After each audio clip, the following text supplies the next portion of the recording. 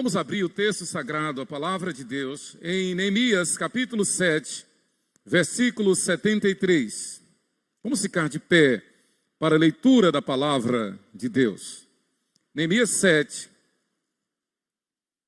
versículo 73 e até o 8, versículo 18. Neemias 7, 73. Vamos ler todos juntos. Leiamos juntos, vamos a uma só voz. Neemias 7, 73 e até o 8, versículo 18. Os sacerdotes, os levitas, os porteiros, os cantores, alguns do povo, os servidores do templo e todo Israel habitavam nas suas cidades.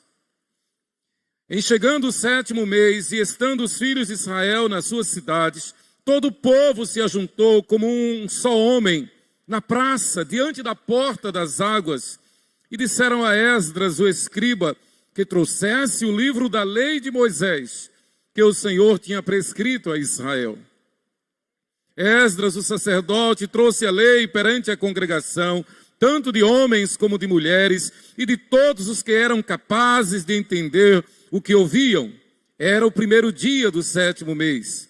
E leu no livro, diante da praça, que está à fronteira, à porta das águas, desde a alva até o meio-dia, perante homens e mulheres, e os que podiam entender, e todo o povo tinha os ouvidos atentos ao livro da lei. Esdras, o escriba, estava num púlpito de madeira, que fizeram para aquele fim.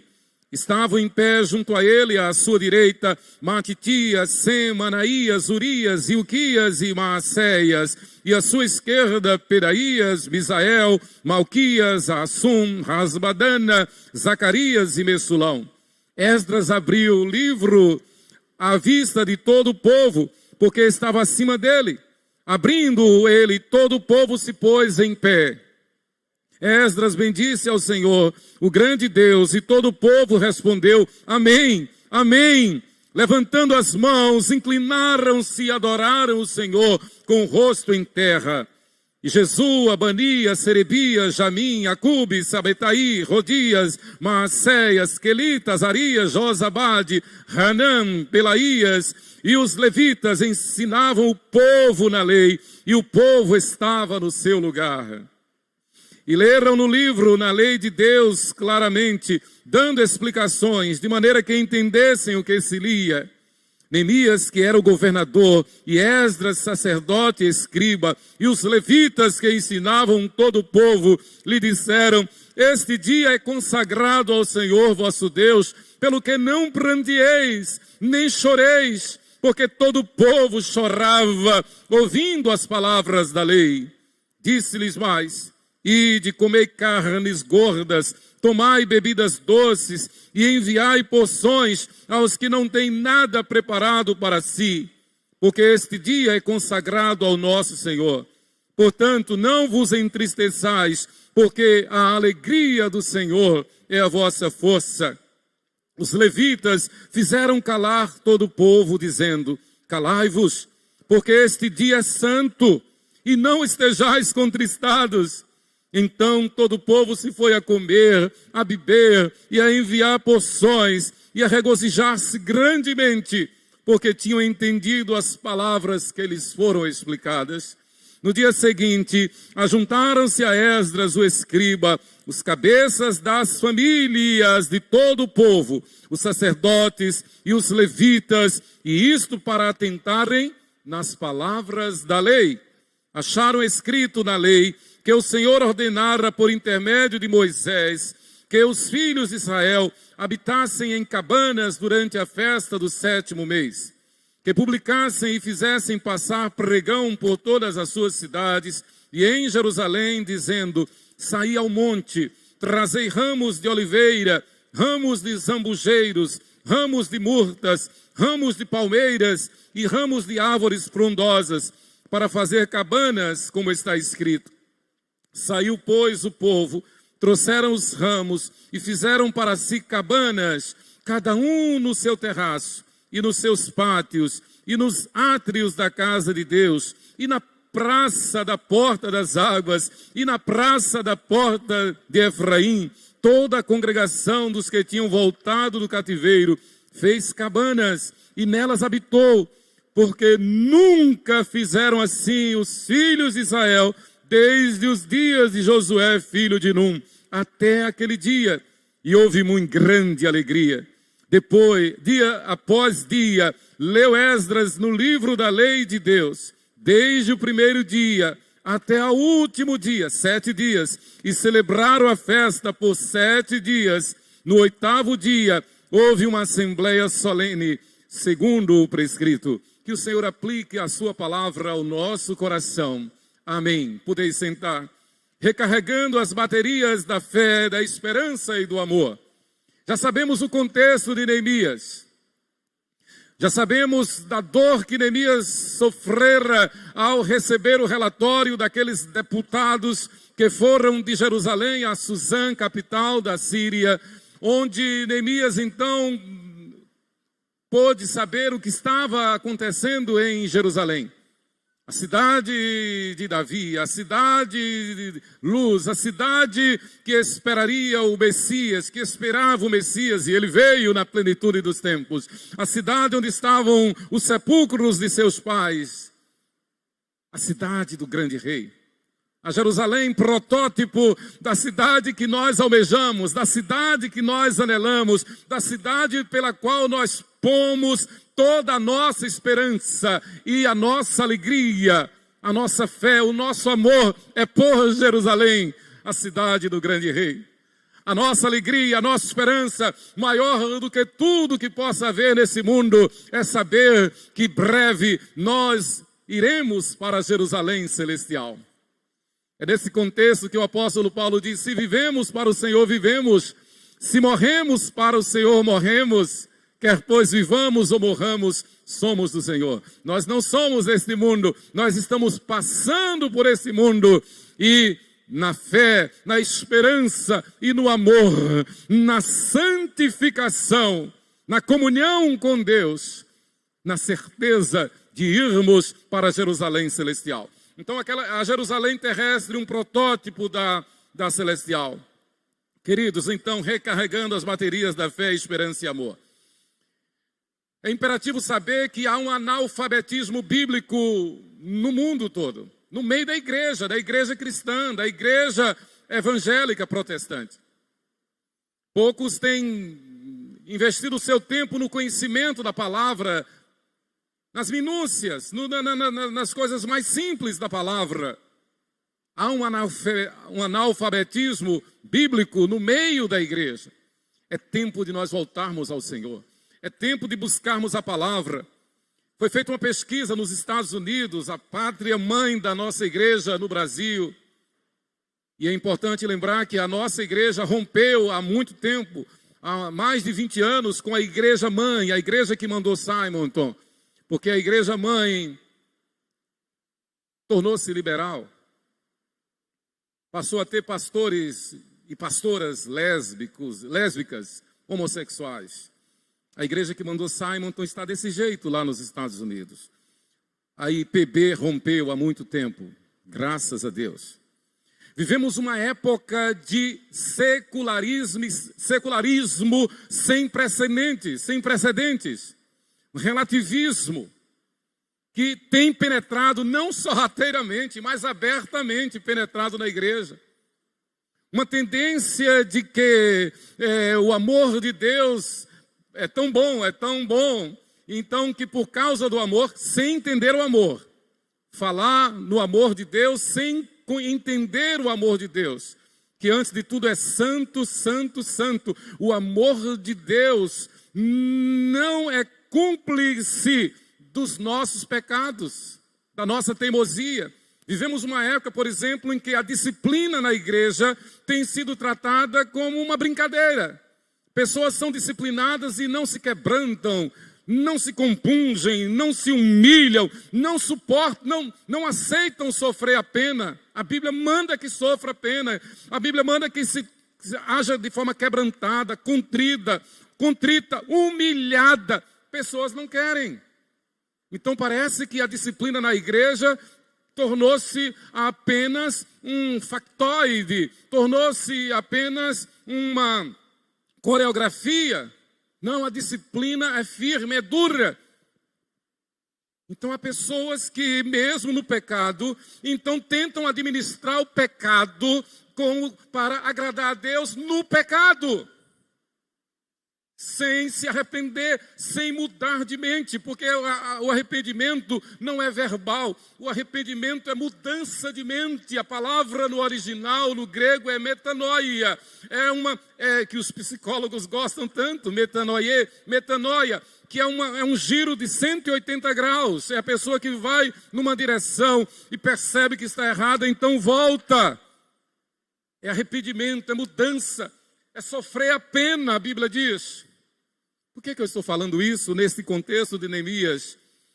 Porque Neemias, como nós já vimos, ele dá uma pausa aqui na obra de reconstrução dos muros. Aliás, os muros já foram reconstruídos, as portas no lugar, mas ele não dá a obra por acabada. Ele agora chama o povo para uma reconstrução espiritual. Não basta reconstruir os muros. Não basta dizer eu sou crente, não basta dizer eu estou orando, não basta dizer ore por mim, não basta tentar precaver-se dos maus desta vida. É preciso, antes de tudo, estar em comunhão com Deus. Voltemos algumas páginas atrás, em Esdras capítulo 9. Esdras capítulo 9 está o pano de fundo desses capítulos 7 e 8 de Neemias. Esdras capítulo 9, eu vou ler a partir do versículo 1, alguns versículos. Acabadas, pois, estas coisas, vieram ter comigo os príncipes, dizendo, os líderes, o povo de Israel e os sacerdotes e os levitas não se separaram dos povos de outras terras com suas abominações, isto é, dos cananeus, dos heteus, dos ferezeus, dos jebuseus, dos amonitas, dos moabitas, dos egípcios e dos amorreus. Ou seja, queriam servir a Deus e servir a Mamon. Queriam servir a Deus e servir ao mundo. Pois tomaram das suas filhas para si e para seus filhos. Ou seja, queriam que Deus abençoasse o adultério. Queriam que Deus abençoasse a fornicação. Estavam no adultério, estavam numa atitude ilegal, estavam numa atitude incestuosa, estavam transgredindo a lei de Deus, mas estavam no culto. Achavam que estavam agradando a Deus e queriam que Esdras e Neemias passassem a mão na cabeça. Na verdade, eles estavam dizendo, nós fizemos isso, mas como essa famigerada frase, é assim mesmo, né? Não tem jeito, nós somos fracos. Veja o que a palavra de Deus diz. Aliás, nós já sabemos, a palavra de Deus não combina, não coaduna, não justifica o pecado. Pois tomaram das suas filhas. Versículo 3. Ouvindo eu tal coisa, veja o que faz Esdras e Neemias também. Ouvindo eu tal coisa, rasguei as minhas vestes e o meu manto, e arranquei os cabelos da cabeça e da barba, e me assentei atônito. Qual foi o vexame? A prática do pecado no meio da igreja. A leniência com o pecado, o relativismo. É a pessoa que peca e continua no pecado e quer o endosso da igreja. É a pessoa que adultera e continua no adultério e quer a bênção da igreja. Pecado tem que haver arrependimento. Tem que haver quebrantamento. Tem que haver metanoia. Tem que haver mudança de mente. Melhor ainda, tem que se submeter à disciplina. Por isso que a Constituição da nossa igreja, o Código de Disciplina, diz, e muitas vezes nós erramos, porque por uma atitude talvez politicamente correta, a gente é tomado por um sentimento de não querer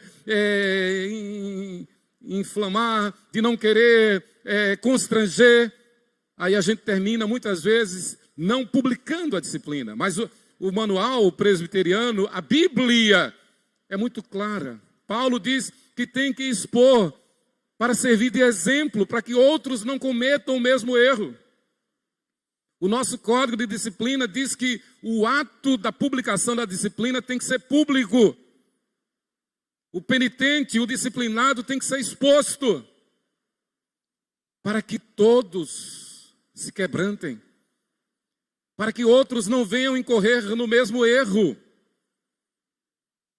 Isso não é falta de amor, isto é justiça de Deus. O problema é que nós vivemos num mundo relativista, secularizado, e que tem penetrado na igreja e tentado mudar a norma da igreja. Isso já acontecia no tempo de Esdras e Neemias. Versículo 4, então se ajuntaram a mim, Esdras 9:4, então se ajuntaram a mim todos os que tremiam das palavras de Deus, do Deus de Israel. É o que Deus quer da sua igreja, que nós tremamos diante da sua palavra, que nós nos acheguemos a Ele com temor e tremor, que nós nos humilhemos sob a sua poderosa mão, que nós que nos quebrantemos e confessemos o nosso pecado, não da boca para fora, mas com um coração contrito e quebrantado, reconhecendo que erramos mesmo, que falhamos, suportemos a disciplina. Então se ajuntaram a mim todos os que tremiam das palavras do Deus de Israel, por causa da transgressão do cativeiro. Porém eu permaneci assentado, atônito, até o sacrifício da terra. Essa foi a atitude do pastor Esdras, foi a atitude do governador Neemias, que também servia como pastor em sua época. Queridos, muitas pessoas cristãs não entendem o lugar e a importância da Bíblia em sua vida. E acham que a Bíblia é apenas um manual de sorte, como aquelas caixinhas de promessas de antigamente. As caixinhas de promessas, onde vinham versículos que só falavam de promessas mesmo, de bênçãos. Então essa ideia de chegar-se a Deus apenas porque Deus é amor e não justiça, isto é uma heresia. Não existe amor de Deus sem justiça, sem disciplina. O amor de Deus exige justiça, exige disciplina, correção, santidade, que é pureza, integridade. Vivemos dias em que líderes mesmo têm propagado, têm defendido, têm ensinado que não precisa de disciplina, que não precisa de correção, que ao final Deus vai passar a mão na cabeça de todo mundo e todos serão salvos. Gente grande está dizendo isso no Brasil e no mundo. Não é por acaso que a Europa está do jeito que está, secularizada, apóstata. Os Estados Unidos, idem, e o Brasil entrando na mesma rota. A nós nos cabe ser santos como Deus quer que sejamos. Queridos, a verdadeira renovação espiritual só vem quando indivíduos saem do seu comodismo religioso e de sua apatia espiritual para com Deus, em arrependimento e fé. Envolve submissão à autoridade das Escrituras. Nos achegarmos diante de Deus com temor e tremor. O contexto de Neemias e Esdras é o mesmo contexto de hoje. Aí eu me lembro do meu professor no seminário, Reverendo Francisco Leonardo. Ele sempre dizia: meus filhos, a história é a mesma, os nomes é que mudam.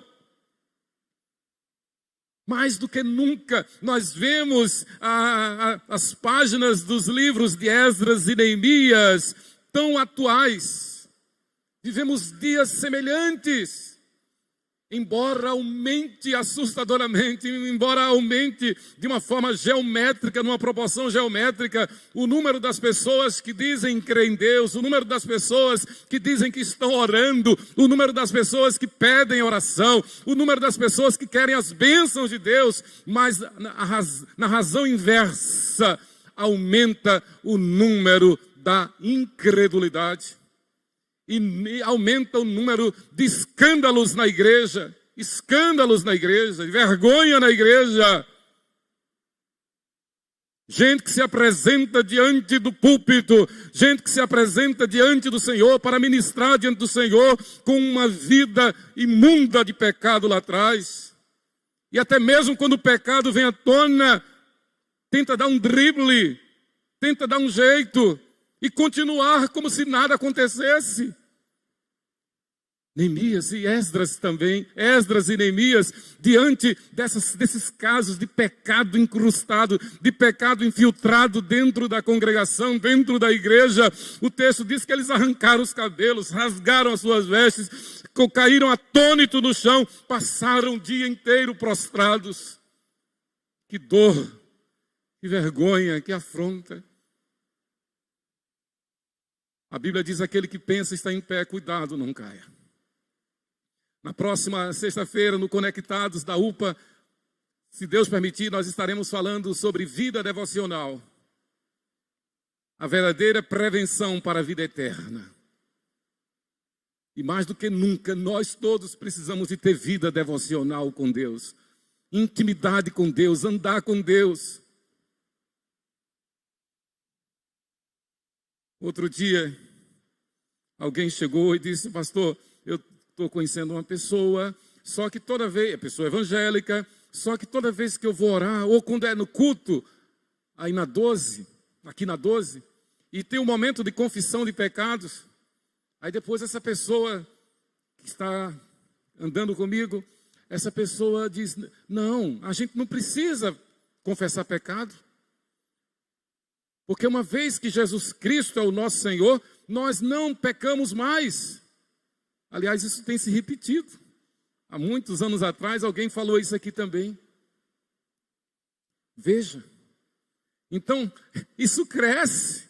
Então, pessoas que dizem que estão andando com Deus, pessoas dizendo que são fiéis a Deus, que andam com a Bíblia e chegam a dizer que não cometem mais pecado, que não peca mais.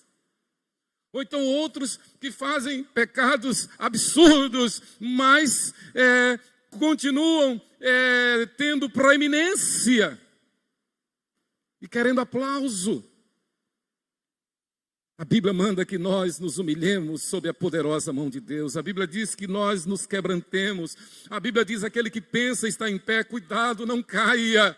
A Bíblia manda que nós nos revistamos de toda a armadura de Deus, porque a nossa luta não é contra o sangue nem contra a carne, mas é contra os principados e potestades, é contra os dominadores deste mundo tenebroso, é contra as forças espirituais do mal nas regiões celestiais. A Bíblia diz que aquele que diz que não tem pecado é mentiroso, já se fez pecado.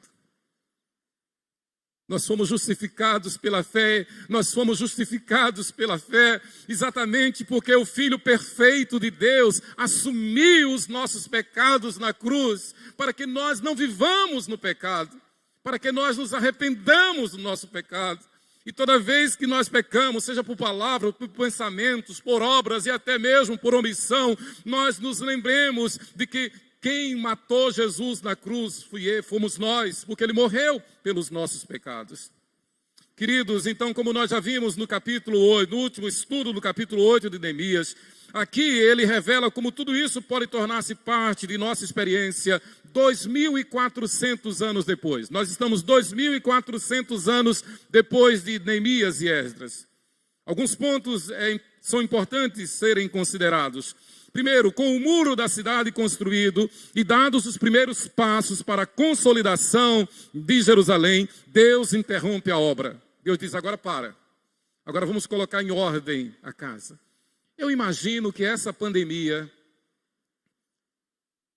claro, é um ato da permissão de Deus para que a igreja ponha em ordem a sua casa, para que a igreja se quebrante, para que a igreja se santifique, para que a igreja tenha bem claro na sua mente, diante de si, qual é o seu alvo principal. O nosso alvo principal não é o mundo, o nosso alvo principal não é a nossa saúde física, mas a saúde espiritual. O nosso alvo principal é a santidade e a santificação, sem a qual ninguém verá a Deus. O nosso alvo principal não é como mamãe dizia, viver no mundo como batata. Nós não somos batata, nós não somos da terra, nós somos do céu, nós somos da pátria celestial. A nossa esperança, o nosso alvo, a nossa alegria está em saber que partiremos e estaremos com Cristo na glória celestial, com todos os resgatados do Senhor. Este é um tempo em que nós devemos tomar para refletir na alegria do céu. E jamais querer aumentar um côvado ao curso da nossa vida aqui na terra. Se o povo não estava pronto para governar-se, capítulo 7, versículo 61, e eu gostaria de ver esse texto com os irmãos, 7:61. O povo não estava pronto para governar. Os seguintes subiram de Tel Melá, Tel Arsa, Querube, Adom e Imer, porém não puderam provar que as suas famílias e a sua linhagem eram de Israel. Ou seja, não puderam provar que estavam em comunhão com Deus, que estavam vivendo em santidade e novidade de vida. E a direção da igreja é firme, é forte. A direção da igreja não passa a mão na cabeça, não passa panos quentes. Você está em integridade, você está em comunhão. No nosso seminário, o nosso reitor, ele passava tarefas que pareciam do departamento infantil. Mas louvado seja Deus por aquelas tarefas. Então nós tínhamos que decorar tantos versículos, memorizar tantos versículos. E nós não sabíamos quais ele ia pedir na hora da prova. Então nós íamos fazer prova de grego, por exemplo, ou de Romanos. E antes da prova, era como antigamente existia na escola sabatina. Então, antes da prova, ele chamava um por um daqueles marmanjos, futuros pastores, e ele perguntava qual o versículo tal. Diga o versículo tal. E se não dissesse, não faria a prova. A gente tinha que ter na ponta da língua. Louvado seja Deus pelo reverendo Francisco Leonardo. Então, Neemias percebeu aqui no capítulo 7, versículo 61, que havia alguns membros da congregação que não estavam em comunhão com Deus, não estavam levando sua vida devocional a sério. Talvez estivessem participando do culto, da celebração, por achar que mereciam algum aplauso.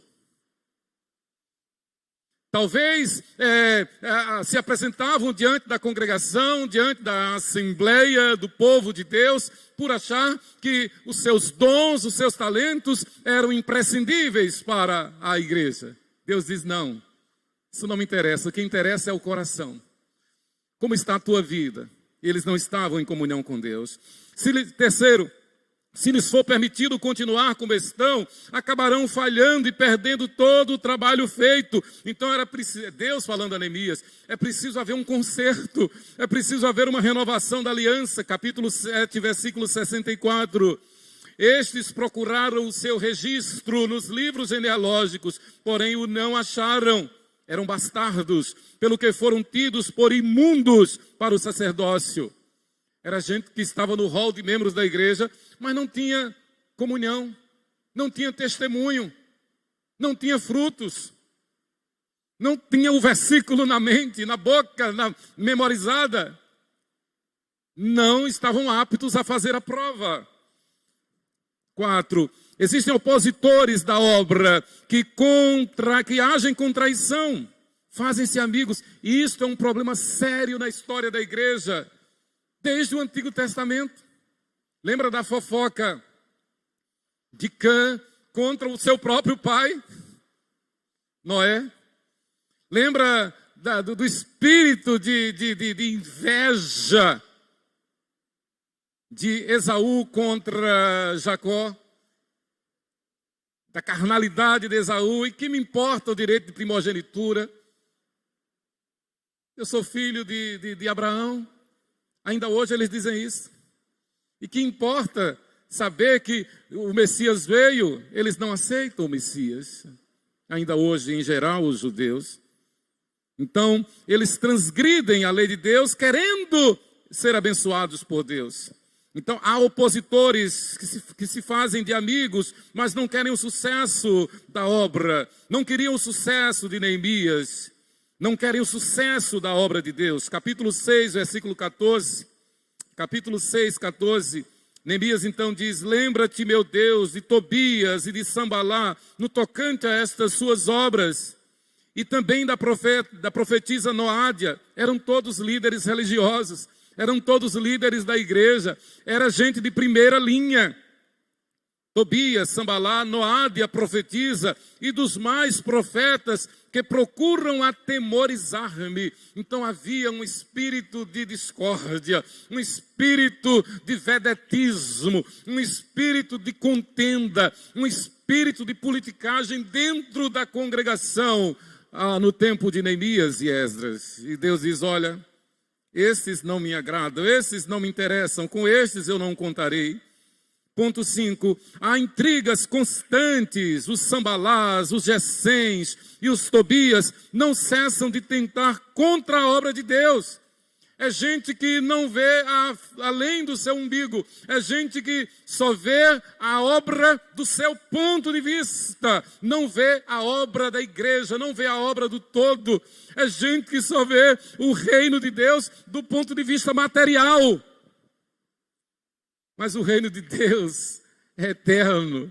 O reino de Deus é glorioso. Nós não somos deste mundo. A melhor definição que eu tenho para a vida é que nós estamos passando rapidamente por aqui. E o versículo do Salmo 23 retrata isso de forma perfeita. Ainda que eu ande pelo vale da sombra da morte. É este vale, é esta terra, é este mundo, é esta passagem, são estes nossos anos aqui. Ainda que eu ande pelo vale da sombra da morte, não temerei mal nenhum, porque tu estás comigo, a tua vara e o teu cajado me consolam. Eu já disse e repito, eu estou orando e me preparando, porque se tiver que ser martirizado, eu quero ser o primeiro. Eu não vou negar a palavra. Eu não vou negar a palavra. Se tiver que prender, prenda. Esta semana um pastor na terra de Spurgeon, na terra de John Wesley, na terra de John Knox, na terra de John Stott, na terra de Mark Lloyd Jones, um colega nosso, foi preso em praça pública, porque estava pregando em Romanos capítulo 1. E eu me lembrei que, guardadas as devidas proporções, nós fomos impedidos de fazer cultos no calçadão. Agora, quando eu já era aqui da 12 de agosto, nós fomos impedidos porque criaram inúmeras leis, e a gente ia para uma repartição, ia para outra, não era uma burocracia que a gente não teve condição de continuar fazendo. Isso é uma perseguição. A gente tem que estar preparado para honrar a nossa fé, para defender a nossa fé. Então o versículo 14 do capítulo 6 diz isso muito claro. Sambalá, Tobias, a profetisa Noádia e outros líderes intentando contra Neemias. Talvez suspeita, talvez inveja, não é? Mas estavam indo contra Neemias, porque eles queriam que a coisa fosse feita do jeito deles, no pecado. Eles estavam irados com Neemias e Esdras, porque Neemias e Esdras, cheios do Espírito Santo, estavam exortando a igreja a ser uma igreja submissa a Deus e submissa aos seus líderes espirituais. É assim que a Bíblia ensina. Você já parou para pensar, já prestou atenção no fato de que a igreja nunca deixou de existir? E mesmo na Idade Média, a Idade das Trevas, havia igreja, as catedrais estão aí. Os monumentos estão aí. Você já parou para pensar que John Hus, John Wycliffe, todos os mártires da época da Reforma, e Lutero e Calvino foram excomungados pela própria igreja? Os que foram... Lutero não morreu porque Deus interveio de uma forma totalmente sobrenatural. Calvino, a mesma coisa.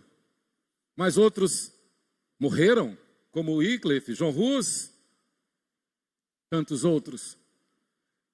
Porque levantou-se dentro da igreja uma oposição, que não queriam aquele tipo de pregação, porque diziam, é muito dura essa pregação. Mas disseram isso com Jesus. Muitos dos discípulos de Jesus abandonaram Jesus, alegando que, não, o sermão dele é muito duro. O sermão dele não é agradável. Ele é muito duro. Disseram isso com Jesus, disseram isso com Paulo. Paulo, que fundou a igreja em Corinto, que foi o seu primeiro pastor, essa igreja se rebelou contra Paulo. Do mesmo jeito que os líderes religiosos se levantaram contra Neemias e Esdras. O ponto 5. Há intrigas constantes. Esse texto nos conclama a recarregarmos as nossas baterias da fé, da esperança e do amor. Na caminhada da igreja, e um bom exemplo, um bom símbolo para a caminhada da igreja é a caminhada dos 40 anos na travessia do deserto, do Egito para a terra prometida. E o que mais nós vemos na história dessa travessia de 40 anos é o quê? Murmuração. E o povo murmurava não era contra Moisés e Arão simplesmente, murmurava era contra Deus. Porque eles tinham consciência de que quem os tirou do Egito foi Deus. As pragas. A abertura do Mar Vermelho, não foi Moisés quem fez aquilo, foi Deus. Mas bem não atravessaram o Mar Vermelho, eles começaram a reclamar com saudade das cebolas e dos alhos e das panelas do Egito. Que murmuração! O tempo todo é um símbolo, é uma advertência para nós, para que nós não façamos como aqueles, mas daqueles quase 3 milhões de pessoas que saíram do Egito, nós não sigamos o exemplo da maioria. E Moisés diz isso lá em Êxodo, não siga o exemplo da maioria.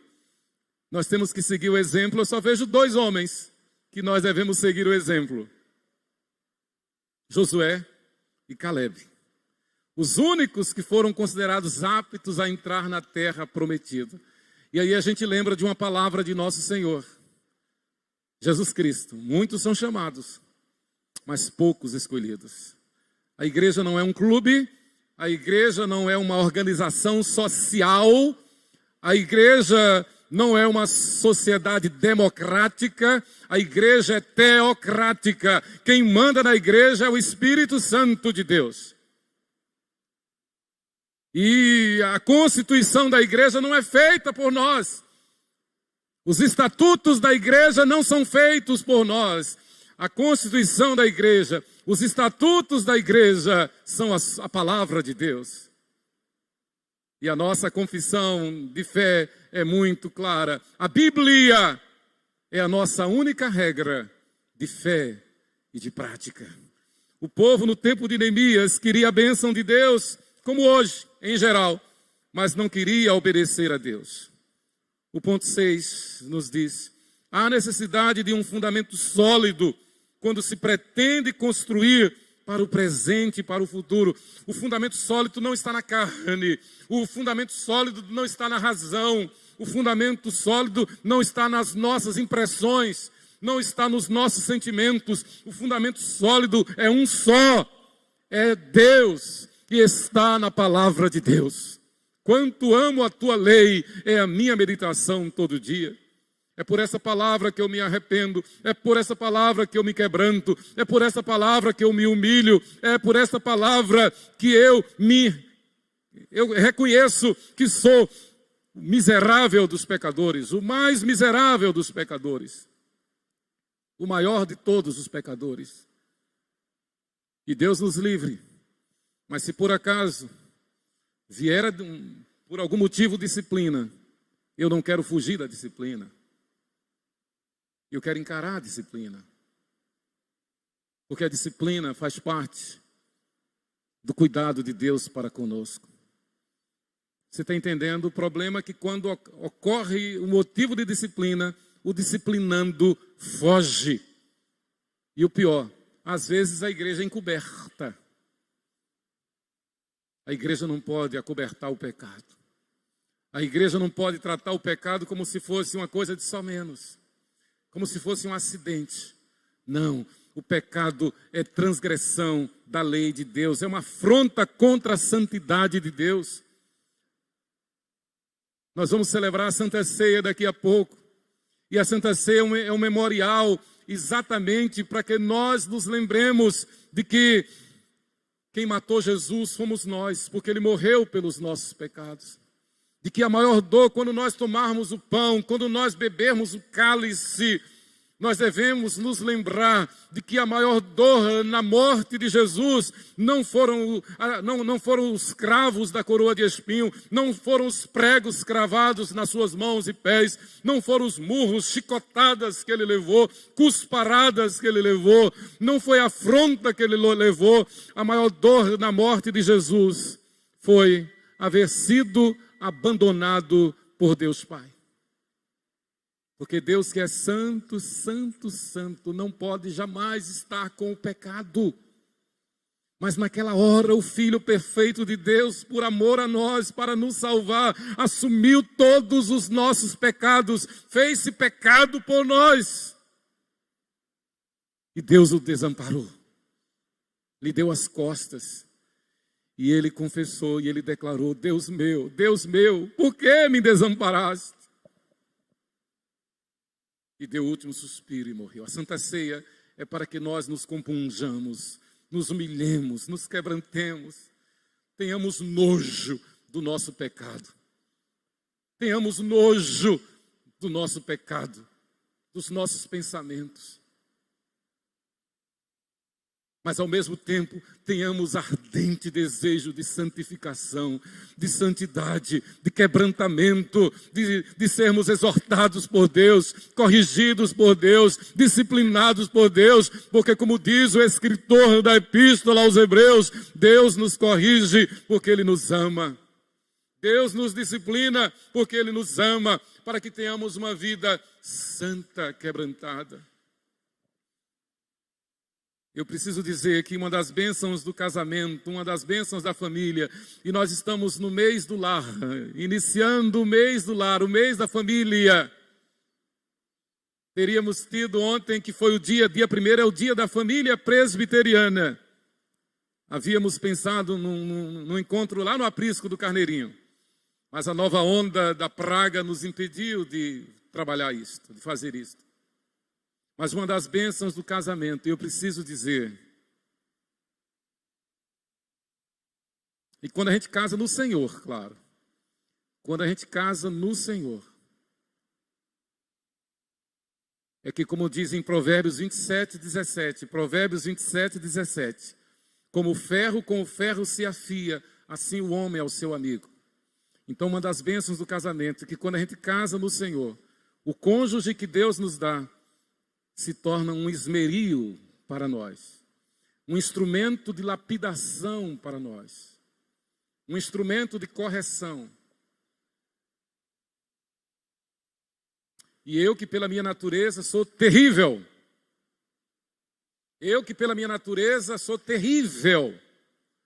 Deus me deu um cônjuge que me corrige, que me faz refletir. Eu digo isso para a glória de Deus, não para a glória de Sheila, mas para a glória de Deus, porque eu me lembro que eu orei assim, eu orei até os 29 anos pedindo uma esposa assim, que me corrigisse, que me despertasse para uma vida de devocional maior com Deus, uma vida de comunhão maior com Deus, uma vida de santidade. Eu pedi a Deus uma esposa que me inspirasse a crescer. E aí, como ela cresce muito, eu tenho que correr muito para acompanhá-la, espiritualmente falando. Louvado seja Deus por isso. Eu estou dizendo isso porque a gente tem que ser sincero. A gente tem que se humilhar. A gente tem que reconhecer os nossos erros, as nossas falhas e desprezar os nossos conceitos e preconceitos. E eu me lembro bem do reverendo Donald, Walter Reis Donald. E eu não entendia, eu confesso que na minha adolescência eu ouvia o pastor dizer isso e eu pensava que ele estava apenas enfeitando. Eu me arrependi, porque eu confesso que era a mais pura verdade. Ele dizia: Ivonete, ela não é o meu braço direito, não. Ela é o meu braço direito e o meu braço esquerdo. Eu não seria nada se não fosse Ivonete. E eu pensava assim, o pastor, aquela potência toda, né? Aquele homem de Deus, aquela liderança. Eu era fã de carteirinha dos sermões dele, da direção dele, tanto que quando ele ia pregar, eu ia de bicicleta atrás. Teve um tempo que ele foi pastor da Ebenezer, no bairro Industrial. O presbitério designou para ele ser pastor da 13 e pastor da Ebenezer. Aí eu sabia que toda quinta-feira ele ia ministrar o culto doutrinário lá. Eu ia de bicicleta para lá, para ouvir. Mas eu confesso, repito, que quando ele dizia que Ivonete era o meu braço direito e o meu braço esquerdo, eu achava que ele estava enfeitando. Mas não. Hoje, 33 anos de vida conjugal, depois de 33 anos de vida conjugal e que venham mais e mais e mais para a glória de Deus, eu digo a mesma coisa que o pastor Donald dizia. Eu digo aqui, Sheila é o meu braço direito e o meu braço esquerdo. A família só tem sentido, a família só honra a Deus quando nós nos humilhamos sob a poderosa mão de Deus, ao mesmo tempo em que desejamos ter vida devocional fiel a Deus. Ser santo como Deus quer que sejamos. Vivermos a palavra, conhecermos a palavra, ensinarmos a palavra. E eu quero terminar aqui. Então há necessidade de um fundamento sólido. Eu vou ler o versículo 1 do capítulo 8. Em chegando o 7º mês e estando os filhos de Israel nas suas cidades, todo o povo se ajuntou como um só homem na praça, diante da porta das águas, e disseram a Esdras, e eu amo essa palavra, disseram a Esdras, o escriba, que era o sacerdote, que era o pastor, que trouxesse o livro da lei de Moisés, que o Senhor tinha prescrito a Israel. Houve então um momento que o povo disse, não quero saber da mídia, não quero saber das redes sociais, não quero me preocupar com nada desse mundo, não quero saber de relatório, de dados nenhum desse mundo, o que eu quero é a lei de Deus, eu quero ouvir a palavra de Deus. Irmãos, cuidado, para que a gente não fique apenas replicando a Bíblia sem viver a Bíblia. Eu me preocupo muito quando eu vejo todo mundo mandando versículos da Bíblia. Na mesma hora eu pergunto, será que estão meditando na Bíblia? Será que estão ruminando a Bíblia? Será que estão guardando a Bíblia no coração? Porque nesse tempo de redes sociais, dessa tecnologia toda, é bonito, é charmoso mandar versículos com florzinhas, com não sei o quê e tal, e vem versículo para cá, versículo para lá, mas a gente percebe que, no geral, como foi no tempo de Neemias, prevalece uma apatia espiritual. É tempo de nós testemunharmos com ousadia. Nós somos do Senhor.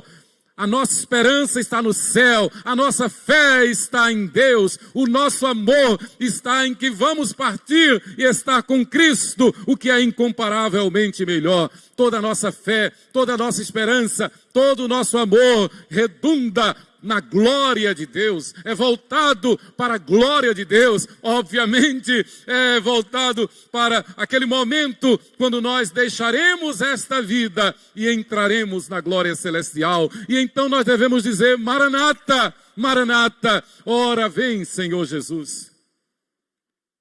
E o último ponto, 7, diz, eles e todo o povo de Jerusalém precisavam de uma renovação espiritual que estabelecesse um sentido de comunidade ou koinonia, um só corpo, como eu já falei aqui, baseado nesse texto, não batatas no saco, mas batatas espremidas, feitas um pirê. Nós não somos laranjas isoladas, nós somos laranjas feitas um suco, nós não somos batatas isoladas, nós somos batatas feitas um pirê. É o corpo, é a koinonia, esta é a tradução literal da palavra grega koinonia para a igreja. Então, quando lá no Novo Testamento diz que nós fomos chamados para viver em koinonia, é para viver num corpo só, uma unidade, uma só fé, um só batismo, um só Espírito, e este é o Consolador da igreja. Quem nos consola na igreja não é o aplauso, não são os aplausos. Quem nos consola na igreja não são os dons e talentos que possamos ter. Quem nos consola na igreja não é aquela palavra que vem ao meu agrado. Quem nos consola na igreja é o Espírito Santo, que nos corrige a viver conforme a palavra de Deus. Capítulo 8, os versículos 16 a 18.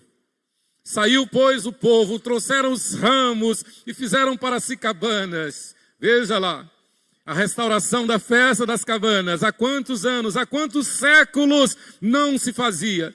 Saiu, pois, o povo e trouxeram os ramos e fizeram para si cabanas, cada um no seu terraço e nos seus pátios e nos átrios da casa de Deus e na praça da porta das águas e na praça da porta de Efraim, ou seja, em toda Jerusalém. O povo se espalhou, o povo armou as cabanas, toda a congregação dos que tinham voltado do cativeiro fez cabanas e nelas habitou, porque Nunca fizeram assim os filhos de Israel, desde os dias de Josué, filho de Num, até aquele dia, e houve muito grande alegria. Perceba, desde Josué, não houve no tempo de Davi, não houve no tempo de Salomão, não houve no tempo daqueles grandes reis, não houve no tempo de Ezequias, não houve no tempo de Josias. Desde Josué, esta festa só voltou a ser celebrada fidedignamente agora,